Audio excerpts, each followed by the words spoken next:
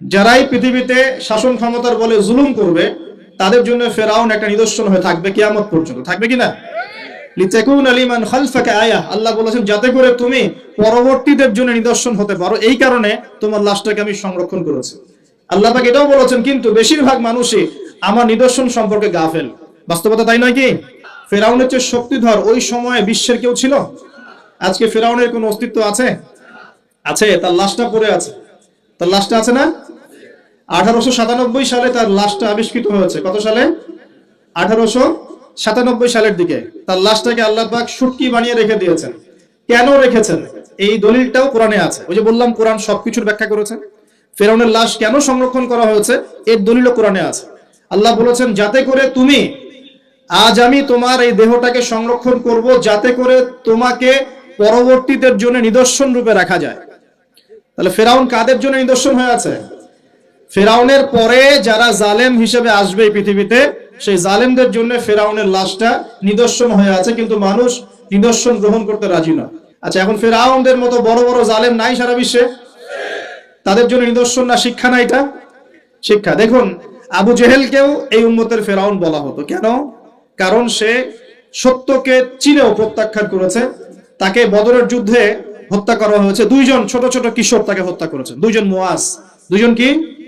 এই মুয়াজ নাম জানতেন? মুয়াজ নাম বরকতময় নাম। দুই মুয়াজ, সিরাতের গ্রন্থ পড়ে দেখবেন, আর রাহিকুল মাখতুম। দুইজন মুয়াজ, ছোট ছোট বাচ্চা যাদের বয়স 10 থেকে 15-এর মধ্যে, 10 থেকে 15, এই দুই ভাই মিলে আবু জেহেলকে হত্যা করেছে। সুবহানাল্লাহ। এরপর আব্দুল্লাহ বিন মাসউদ রাদিয়াল্লাহু আনহু, তিনি তার গর্দানটা কেটে রাসূলের সামনে উপস্থাপন করেছিলেন। সুবহানাল্লাহ। ওই গর্দান দেখে নবী সাল্লাল্লাহু আলাইহি ওয়াসাল্লাম বলেছিলেন যে এই হচ্ছে এই উম্মতের ফেরাউন। আবু জেহেলকে এই উম্মতের বলেন। আবু জেহেল যখন বদরের যুদ্ধ করতে গিয়েছিল তখন সে আগে যুদ্ধের মাঠে যায় নাই, সে আগে গিয়েছে কাবা ঘরে। কোথায় গিয়েছে? কাবা ঘর তখনও ছিল কিনা? কাবা ঘর তখনও ছিল, এবং মানুষ তখনও হজ করত। বলতে পারেন যে কিরকম করে হজ করত?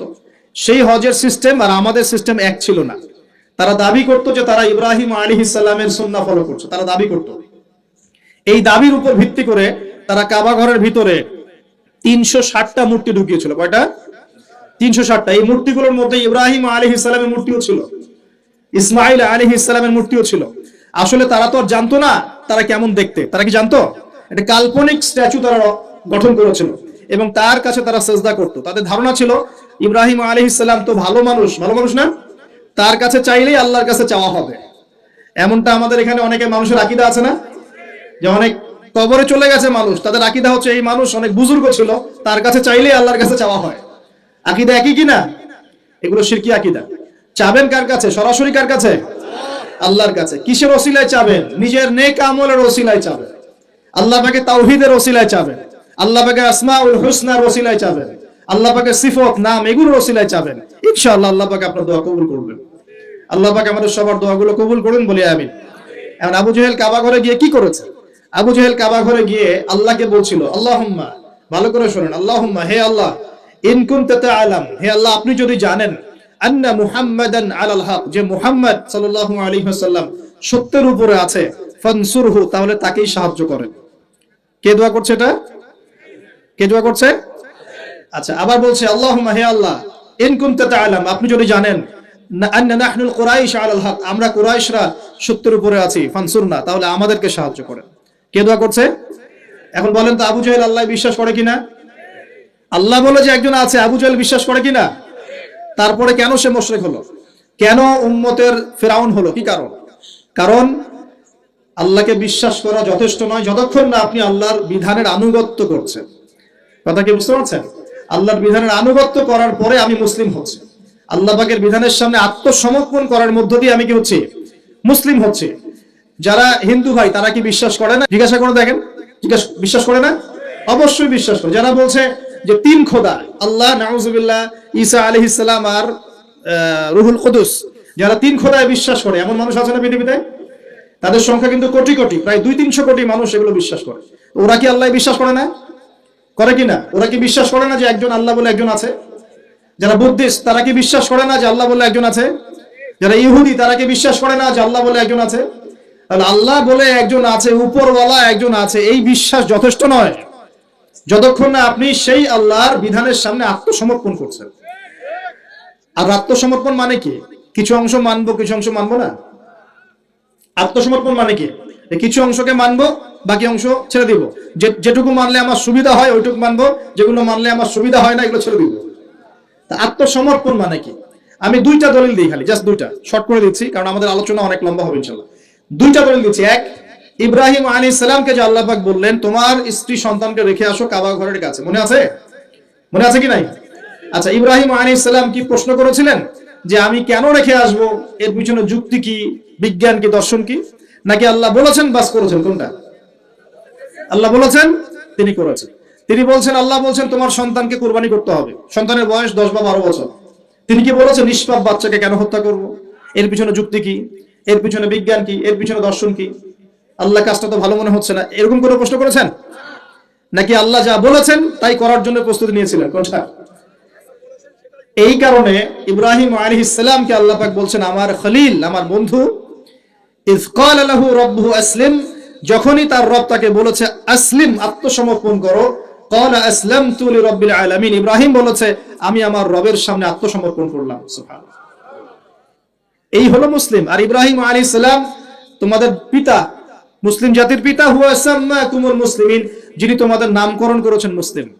মা কানা ইব্রাহিম ইয়াহুদিয়্যান ওয়ালা নাসরানিয়্যা, ইব্রাহিম একজন ইহুদিও ছিল না, নাসারাও ছিল না। ওয়ালাকিন কানা হানিফাম মুসলিমা, তিনি ছিলেন একজন হানিফ, একনিষ্ঠ মুসলিম। তাহলে ইব্রাহিম কেমন মুসলিম ছিলেন? প্রশ্ন করা মুসলিম না আত্মসমর্পণ করা মুসলিম? এখন মুসলিমদেরকে বোঝাতে হয় নামাজের বৈজ্ঞানিক ব্যাখ্যা কি, তারপর নামাজ পড়ে। যাকাতের অর্থনৈতিক ভিত্তি কি, যাকাতের সামাজিক সুফল কি বোঝাতে হয়, তারপর যাকাত দেয়। রমজানের মেডিকেল ব্যাখ্যা কি, রোজা রাখলে শরীর কিভাবে ভালো থাকে, এগুলো বোঝানোর পর রোজা রাখে। বোঝাতে হয় যে আল্লাহ পাকের বিধান যেগুলো আছে, যেমন চোরের হাত কেটে ফেলা, হ্যাঁ, ধর্ষকের শাস্তি দেওয়া, মৃত্যুদণ্ড দেওয়া প্রকাশ্যে, এগুলো বোঝাতে হয় যেগুলোর সামাজিক পলিটিক্যাল ভিত্তি আছে, এগুলো দিলে সোশ্যালি শান্তি কায়েম হয়। বোঝানোর পরেও তারা মানতে চায় না। ইব্রাহিম আলাইহিস সালাম আল্লাহর আদেশ আসার সাথে সাথেই আত্মসমর্পণ করতেন। এই হলো মুসলিম।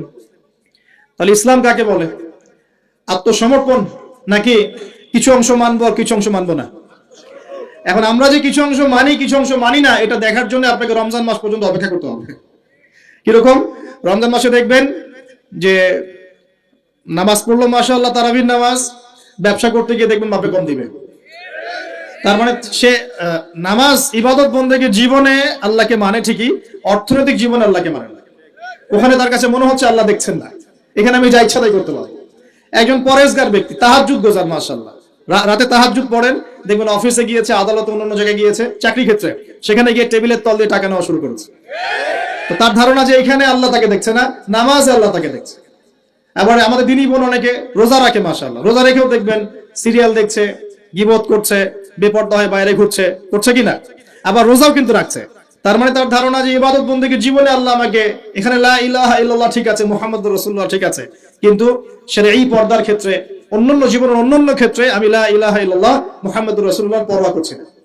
আমরা অনেক মানুষকে দেখেছি ব্যক্তিগতভাবেও এবং সোশ্যালিও, ইবাদত বন্দেগীর জীবনে পাক্কা মুসলমান, একদম কপালে সেজদার দাগ পড়ে গেছে, পায়ের মধ্যে সেজদার দাগ পড়ে আছে, ওই ব্যক্তি অর্থনৈতিক জীবনে গিয়ে পাক্কা সুদখোর, আছে কি নাই?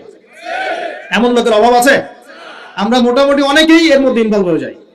আমরা একটা জিনিস বোঝাতে ব্যর্থ হচ্ছি, এবং এই মাহফিলের সিজনে এই একটা দাওয়াতই আমি দেওয়ার চেষ্টা করেছি, সেটা হলো নিজেকে এবং আপনাদেরকেও, যে ইসলাম আংশিক কোনো জীবন ব্যবস্থা নয়। ইসলামের মধ্যে প্রতিটা বিষয়ের হেদায়েত আছে। আমি মানতে পারি না পারি, আগে আমাকে আত্মসমর্পণ তো করতে হবে নাকি? আমি হয়তো মানতে পারছি না, আমি জানি এই যুগে 100% ইসলাম পালন করা এত সহজ নয়। এটা কথা বলা সহজ, কিন্তু কাজ করা এতটা সহজ নয়। যদি করতে চাই পাহাড়ে চলে যাওয়া লাগবে, পাহাড়ে গরু ছাগল চড়াইতে হবে, ওখানে একদম ফিতনামুক্ত পরিবেশে নিজের চাষবাস করে খাইতে হবে, ছাগলের দুধ ধোয়াই খাইতে হবে, ওখানে আজান দেওয়া লাগবে, ইকামত দিয়ে আজান নামাজ পড়া লাগবে, ফিতনা থেকে দূরে থাকা লাগবে, তাহলে 100% পালন করতে পারবো হয়তো। এই সমাজে, এই সামাজিক ব্যবস্থায় থেকে 100% ইসলাম পালন করা যে বলবে সে মিথ্যা কথা বলছে। আমি যদি বলি আমি